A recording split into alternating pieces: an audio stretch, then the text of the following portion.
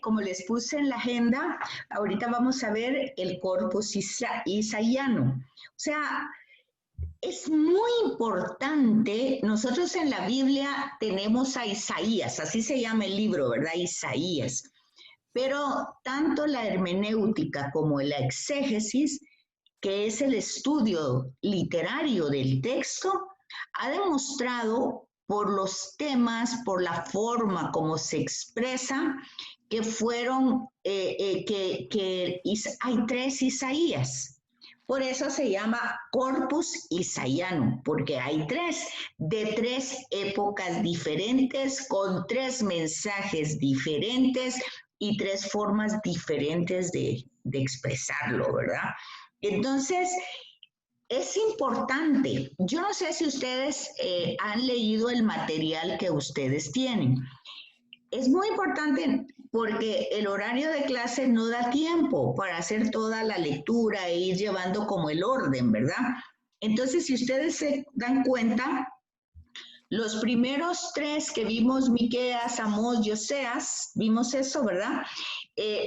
Yo los ubiqué básicamente en cómo estos profetas tienen incidencia en el Nuevo Testamento, más que incidencia, es pues el cumplimiento de una promesa, ¿verdad? Cómo se cumple la promesa hecha, cómo estos profetas han hecho un oráculo y cómo ese oráculo se cumple en el tiempo de Jesús.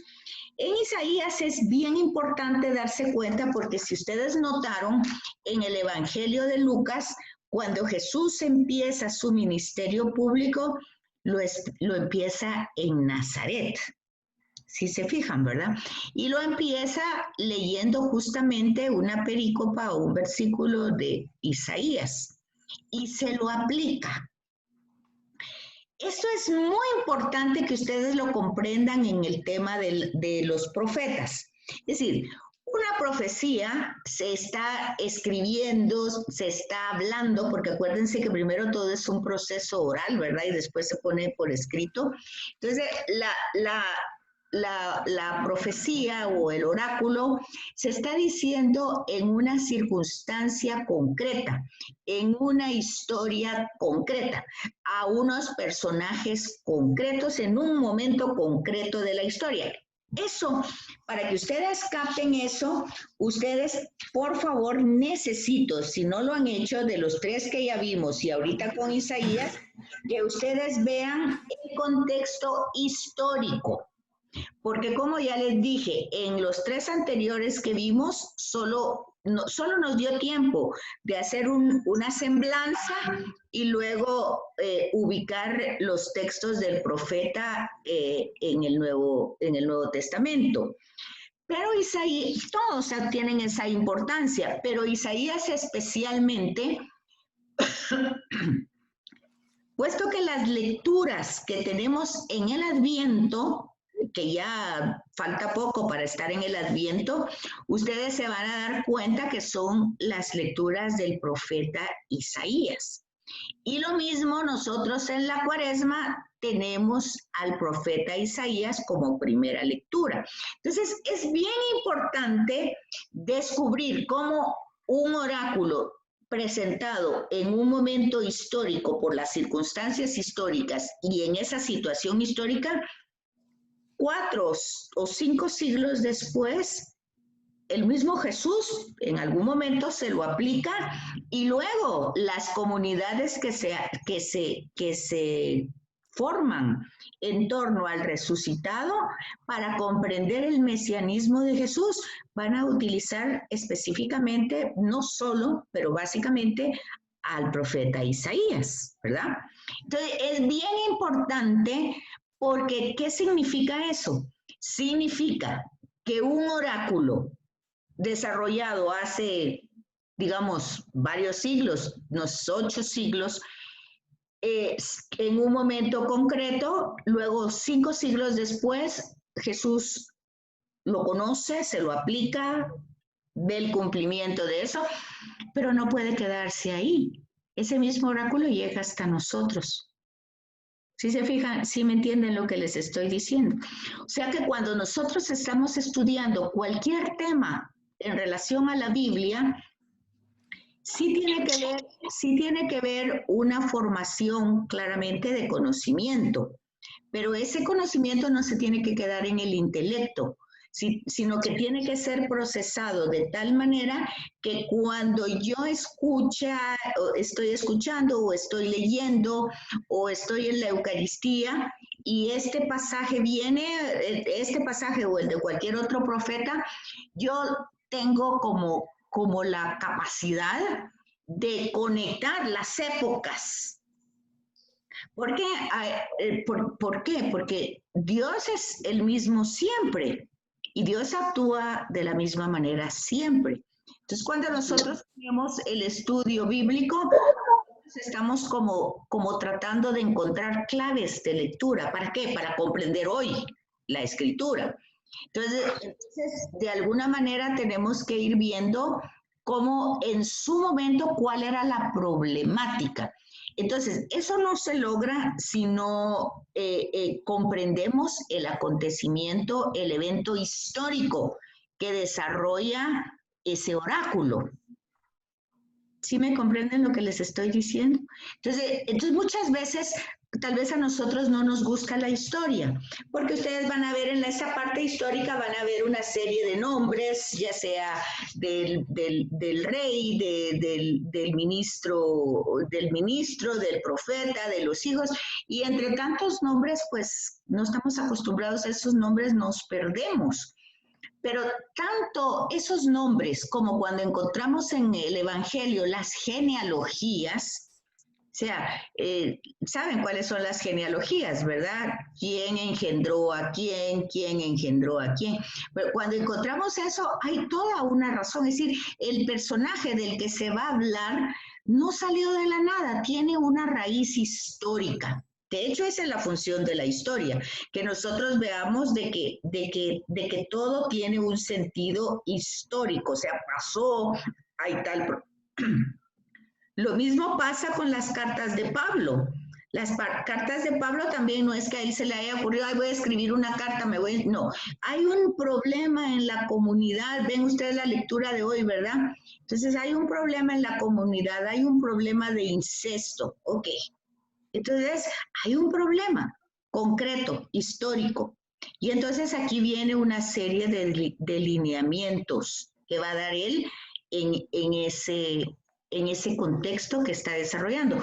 Pero eso no significa entonces que nos están contando algo del pasado, solo para que nosotros nos informemos. No es información. Cuando nosotros estamos estudiando Biblia, no nos estamos informando, estamos tratando de entender las claves de lectura, de interpretación el día de hoy. Entonces, por eso es muy importante que ustedes, ya de los tres que vimos y de estos tres que vamos a ver hoy, que no nos va a dar tiempo porque es mucha información, pero esa sería la idea, nosotros tenemos que ver con claridad ese momento histórico que desarrolla la actuación de ese profeta. Porque dijimos hace 8 días, el ser profeta no era un oficio de 24 horas. ¿Se acuerda que dijimos eso? O sea, el profeta tenía que hacer su aparición, su anuncio, su denuncia en un momento concreto que lo ameritaba. No significa que nació profeta y murió profeta, sino que tiene una misión y esa misión está llamado a realizarla, a cumplirla y punto, y ahí se acaba. Entonces dice lo que dice cuando lo tiene que decir, que es cuando Dios le manda a la misión a que lo haga y entonces lo hace. Y lo hace no importa si sus destinatarios le va a gustar o no le va a gustar, porque ¿quiénes son los destinatarios? Son el pueblo y el rey, ¿verdad? Porque la problemática que se está viviendo. Bueno, entonces, habiendo dicho eso, por favor, así en síntesis, necesito que lean los contextos históricos, por lo menos hasta ahora, de los 6. Los 3 Isaías y los 3 que vimos hace 8 días, que fue Miqueas, Amós y Oseas. ¿Estamos? Ok. Entonces, decíamos que el profeta Isaías es llamado comúnmente profeta de Jerusalén para distinguirlo a este primero, al primer profeta, que es entonces del capítulo 1 al capítulo 39. Es el más grande, es el más extenso, es el primer Isaías. A este profeta se le llama el profeta de Jerusalén, para distinguirlo del profeta del exilio. Y entonces los capítulos que van del profeta del exilio es del año 40, del versículo 40, perdón, al 55. Y luego tenemos el otro Isaías que va del 56 al 66, que es la reconstrucción. Entonces, fíjense que con esto yo ya les di ahí como una cronología muy chiquitita, pero muy fácil de entender. O sea, el primer Isaías todavía no está pasando nada, todavía está el reino, todavía está, y el primer Isaías está llevando oráculos de cambio, de conversión, de que cambien. Hay una circunstancia que él ve, y entonces él está anunciando qué es lo que va a pasar si las personas siguen con su misma, pues, forma de vida. Ok. Luego ya vemos que claramente que no cambiaron, entonces vemos que hay un exilio, ¿verdad? O sea, ellos no lograron entender o aceptar o creer, y bueno, hubo un exilio.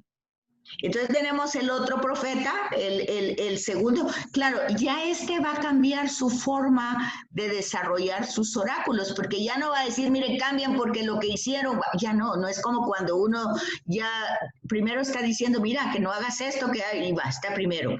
Pero ya cuando pasa el hecho, ya no, que es casi que uno ya no dice, te lo dije, no, eso ya no lo dice, sino que uno empieza a ver cómo va a solucionarse la problemática. Entonces, en el exilio ya el pueblo está sufriendo una realidad, consecuencia de sus propios actos, ¿verdad? De su propia necedad. Y entonces ahí tenemos toda la temática del 40 al 55, donde nos van a aparecer básicamente el siervo sufriente, ¿verdad? O sea, es como. Y luego la reconstrucción, cuando ellos van a regresar, es el otro Isaías. Ya el tema de la esperanza, el tema de la reconstrucción, de la fortaleza. Entonces, ahí tenemos 3 discursos diferentes debido a esa situación. Ahora, ¿cuál es el contexto histórico así rapidito? Pues es el tema de las guerras, ¿verdad? Es el tema de los imperios que quieren poseer. Acuérdense ustedes que la parte de Palestina hay una parte muy fecunda, muy fértil, que se llama la franja fértil. Y esa franja es ambicionada. En un lugar árido, en un lugar desértico, pues claramente una parte que está totalmente fértil, la quieren tener todos y es un paso para el comercio. Entonces, en el primer Isaías tenemos entonces que el ejército de Siria es el que quiere poseer todo este territorio. Pero aquí hay que tomar en cuenta un tema que es teológico, pero también histórico. Y hay que recordarse que Israel es Israel por Dios. O sea, Dios es el que ha ido construyendo ese pueblo.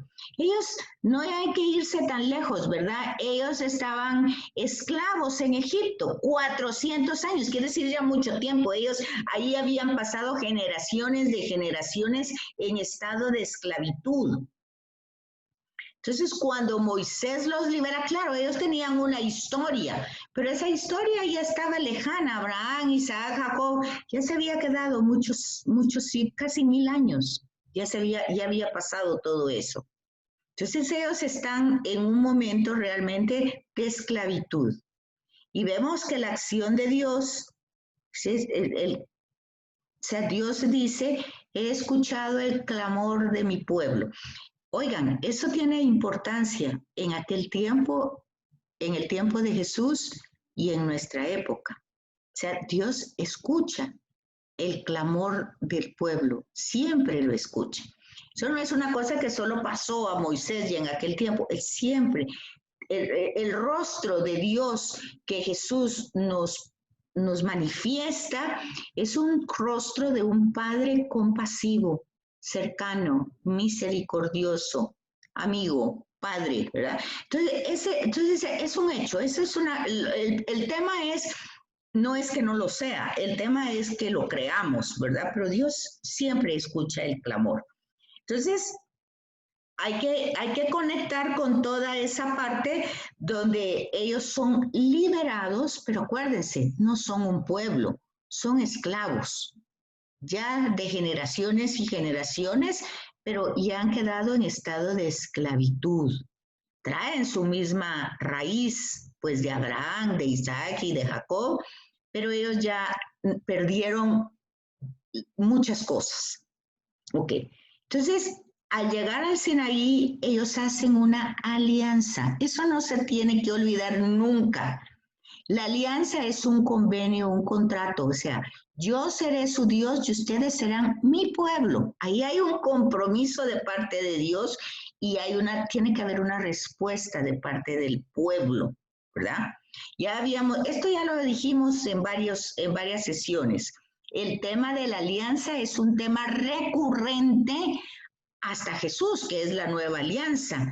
Y es un tema actual en nosotros en la Eucaristía, que ahí renovamos nosotros nuestra alianza. Eso sí está comprendido, ¿verdad? Entonces el tema de la alianza no es un tema que realmente tengamos que olvidarnos o que lo estudiamos y ya no nos acordamos. No, eso es algo que tiene que quedar en la mente, en el ser, porque hicimos una alianza, hemos hecho una alianza. Si vamos a una Eucaristía, ahí estamos renovando esa alianza. La alianza que Dios hizo con Moisés y con su pueblo, la alianza que Dios ha hecho a través de la historia, la alianza que Jesús hizo rescatándonos, salvándonos, y todo eso nosotros lo actualizamos en la Eucaristía.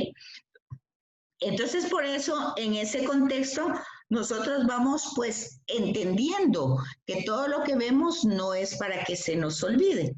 Entonces, ¿cuál era el problema? El problema era de que Israel estaba haciendo alianzas con el imperio sirio. Y entonces, ¿qué se estaba volviendo? Un vasallo. ¿Qué quiere decir un vasallo? Pues alguien, así un amigo, ¿verdad?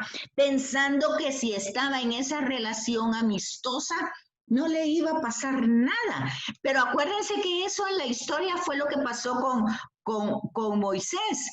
Mientras el faraón conoció a José primero, y José era amigo y todo lo que ustedes quieran, pues sí, pero los faraones se fueron muriendo, las generaciones se fueron yendo y van quedando los nuevos que ya no conocen a nadie. Y esos que son, no son de la raza, ¿va? Entonces se van marginando, se van marginando.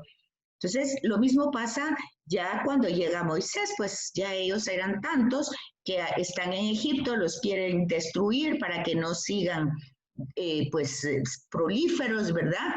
Entonces, todo eso hay que comprenderlo tanto antes, tanto en el tiempo de Jesús y tanto en nuestra época. Si ustedes se dan cuenta, es casi la misma historia, no va diferente. El tema entonces es el tema del vasallaje. ¿Qué pasa entonces? Que ellos son vasallos, son amigos, pero van a ir cambiando las autonomías políticas del exterior y entonces estos soberanos que van siendo después, pues los van a reprimir de forma militar, ¿verdad?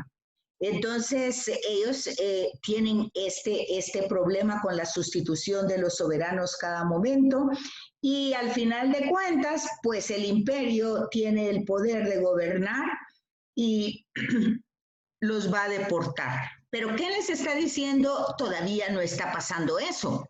Pero justamente el primero Isaías, pues le está diciendo ese al rey de Israel, que está en ese momento, que quién podría ser entonces, posiblemente, si está entre los años 701, pues el rey Osías, a la muerte del rey Osías, está el rey Ahaz, hay varios reyes ahí, porque ya el norte está casi destruido, solo falta el sur. Bueno, entonces ese es el momento en el que interviene Isaías. Por una parte, él consideraba el rey que está reinando Israel es Ahaz.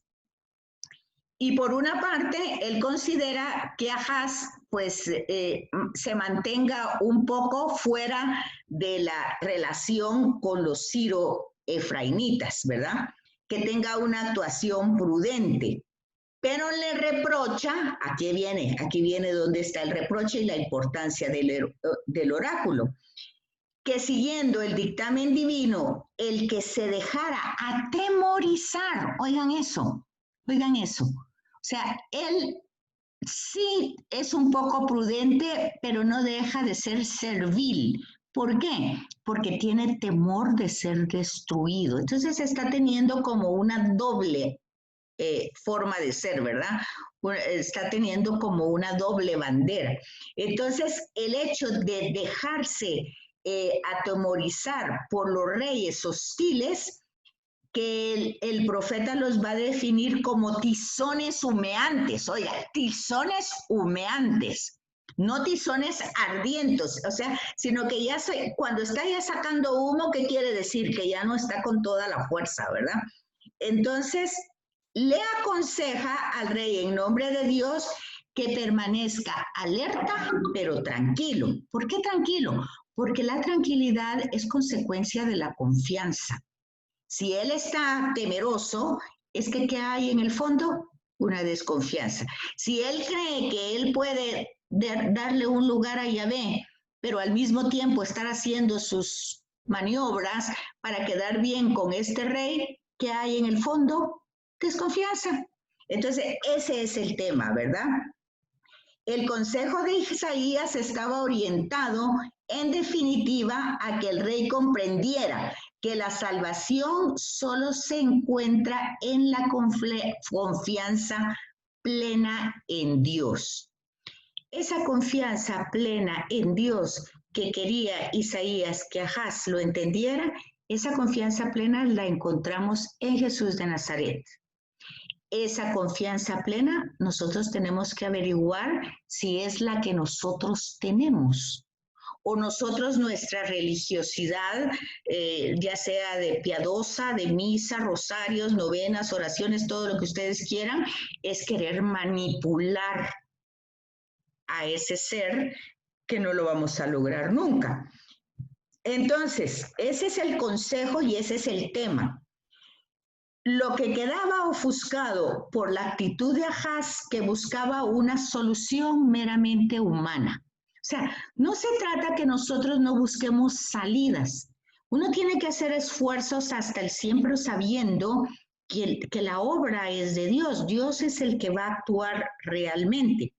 Entonces, el propósito de los reyes era colocar en el trono a Ahaz, al hijo de Tebael, y para que estando ahí ellos pudieran manipularlo de una manera mejor, ¿verdad?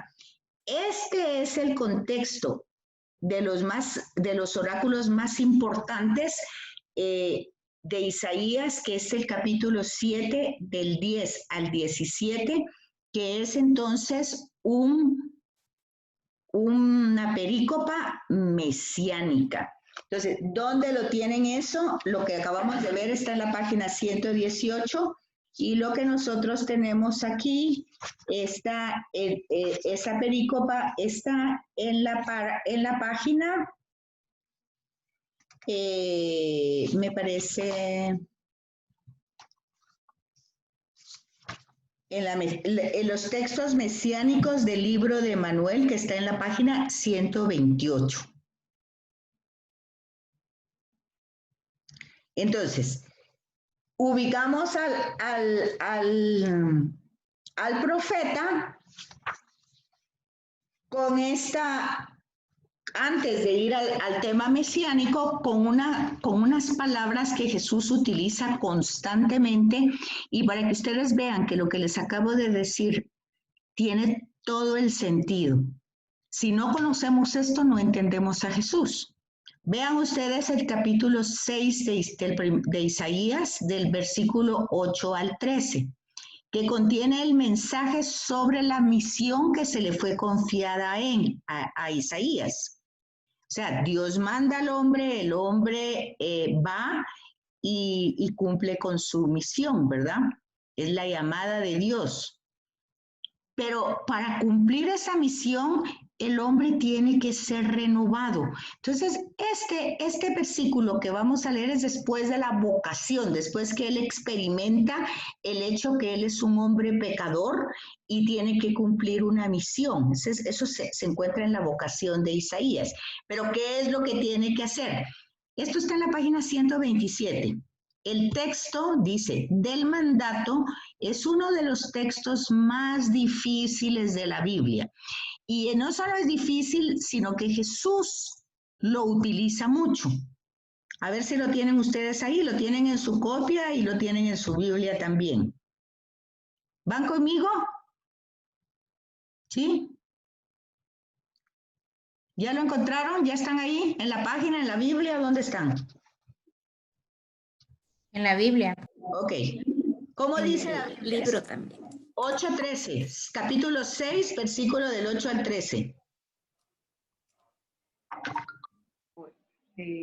Dice, y leemos, ¿no? Sí, lee, Laura, dale. Entonces oí la voz del Señor que decía, ¿a quién enviaré? ¿Quién irá por nosotros? Respondí, aquí estoy yo, envíame. Él me dijo, vete a decir a este pueblo, por más que escuche, no entenderán, por más que miren, no comprenderán.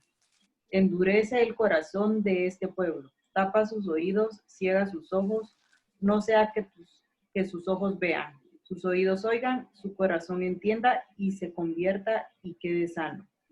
Pregunté, ¿hasta cuándo, Señor? Hasta ahí, Laura, gracias, hasta ahí. Va, fíjense que ustedes no me van a decir que esto les parece conocido en Jesús, ¿o no? ¿O no les parece conocido? ¿Aló? Sí, Betsy, sí. ¿Les parece conocido? Sí, solo estamos analizando. Cuando Jesús le preguntan por qué enseñas con parábolas. Parábolas. Entonces Jesús contesta, porque no vaya a ser que entendiendo puedan ellos cambiar y salvarse. Y entonces ahí se fijan, ustedes encuentran eso en el Evangelio, pero eso es algo que está aquí Isaías, es decir, Jesús claramente conoce al profeta Isaías, lo ha estudiado, lo conoce y se lo aplica. Fíjense una cosa tan interesante, se lo aplica a Jesús. Ya lo vimos en Nazaret, que toma el rollo de Isaías, lo lee y dice, esto se ha cumplido hoy. Cuando dice, el Espíritu del Señor me ha ungido. ¿Se acuerdan?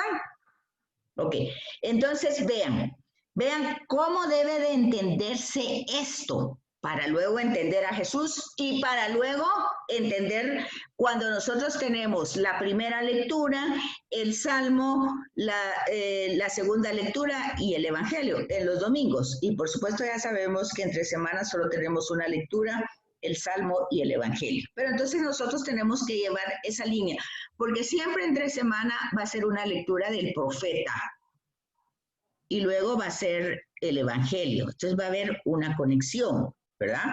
Entonces, ustedes se dan cuenta hoy, por ejemplo, creo que fue ayer de la corrección fraterna o es hoy.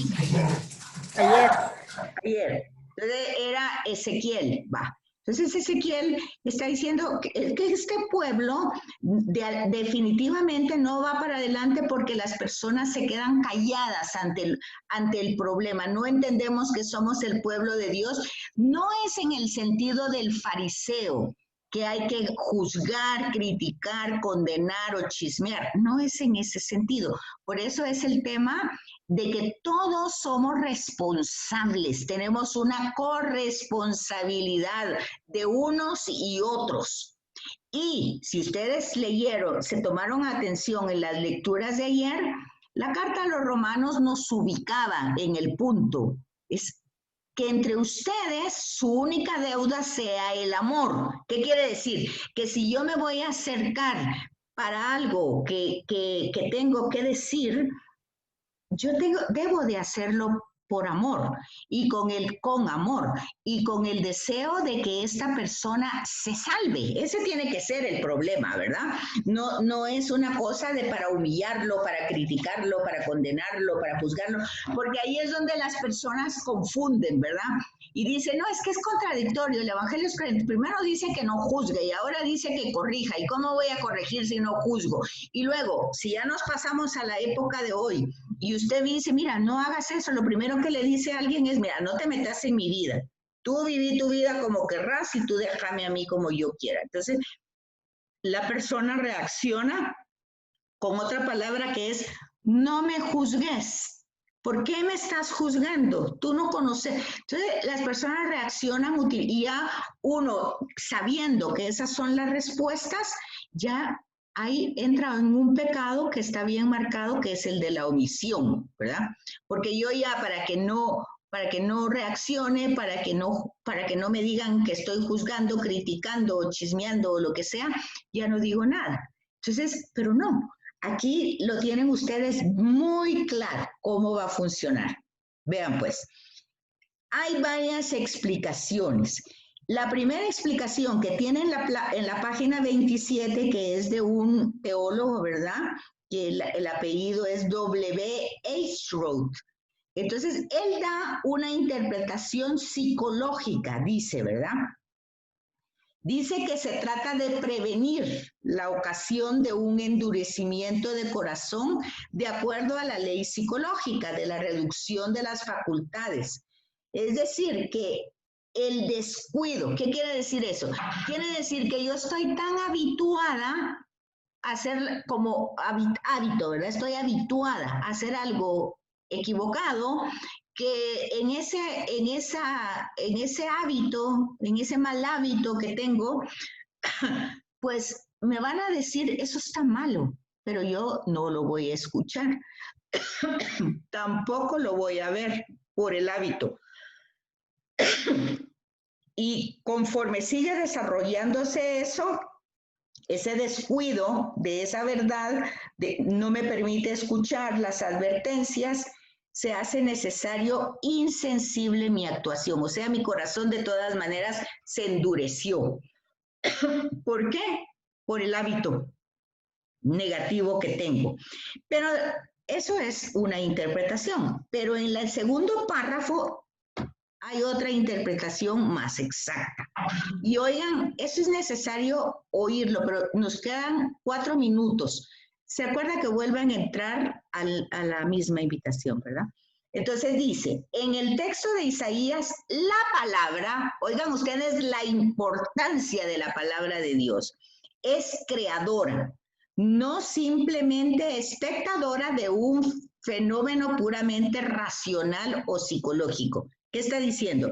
No, la palabra no va a un tema de que tú por tu hábito, no, la palabra ha creado, acuérdense, Dios dijo y se hizo, y Dios hizo, bueno, Dios es su palabra es creación, es vida, es dinámico. Y dice, todo el Antiguo Testamento, ¿quién es el obstinado? ¿Dios o el hombre? Pues es más obstinado Dios que el hombre, porque Dios ve que el hombre falla, y ahí vemos una manera muy creativa de Dios de acercarse al hombre, de acercarse al ser humano, o sea, Él es el más obstinado, ¿verdad? Si no, vemos que llega hasta la máxima situación de hacerse humano, ¿verdad? Para que el hombre lo entienda. Entonces, si vamos a hablar de obstinación, es Dios el obstinado en la Biblia, ¿verdad? Y de alguna manera, la palabra profética es verdadera causa de endurecimiento. ¿Por qué? Oigan, aquí está, en este parrafito está.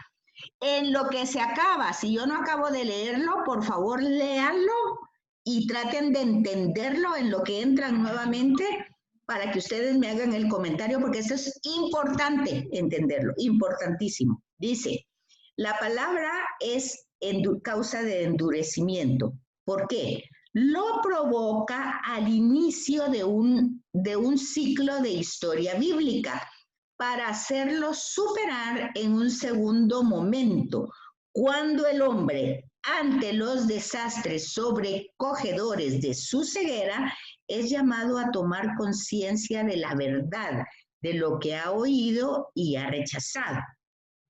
La positividad de una aceleración hacia el endurecimiento reside en el hecho de que la salvación es posible solo aceptando la palabra.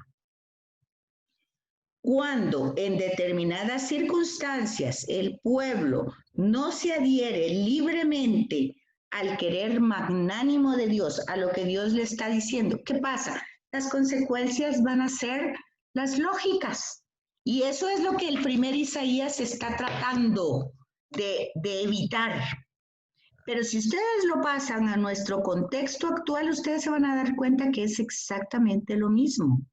Que cuando uno, por ejemplo, ya sea a alguien, a un hijo o a alguien, uno le está corrigiendo que no haga las cosas, parece que no entiende, que no ve lo que ve la persona mayor y que no oye lo que está diciendo.